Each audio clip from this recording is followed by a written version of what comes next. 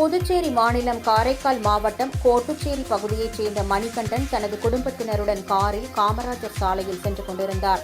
அப்போது காரின் முன்பகுதியிலிருந்து புகை வந்ததை பார்த்து திடுக்கிட்ட மணிகண்டன் உடனடியாக காரை நிறுத்திவிட்டு உடன் வந்தவர்களை கீழே இறங்க கூறியுள்ளார்.